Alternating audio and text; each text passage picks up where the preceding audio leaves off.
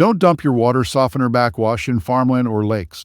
The backwash contains a high concentration of sodium, which can cause an imbalance in the soil's salt content, leading to mineral toxicity and crop failure.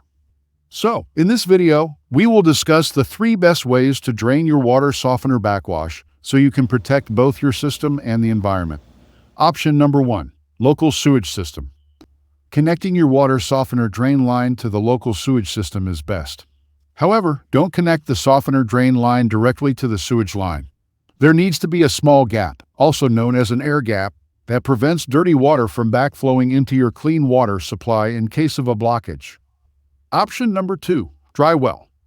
If you use the water softener in rural areas, then relying on a dry well is a good option. It's a deep hole that enables backwash to seep into the soil slowly. The best approach is to place the dry well over a water table so that the water from the backwash drains efficiently into the ground. Ensure your soil is sandy, not clay-like, for proper drainage. Option number 3. French drain. It is similar to a dry well, but instead of a deep pit, a pipe is laid horizontally along the bottom of a trench and then filled with gravel or pebbles. The pipe has small holes to allow the water to enter and flow through it. It is a good option for areas with poor natural drainage or where groundwater needs to be redirected. If you've installed a water softener in your basement, you can consider the floor drain method. Most water softeners provide enough pressure to send water up a drain pipe and out of the basement. However, if your water softener doesn't produce enough pressure, you can use a sump pump or a sewage ejector pump. A sump pump works by removing excess water that collects in a sump basin, usually located in the basement of a home.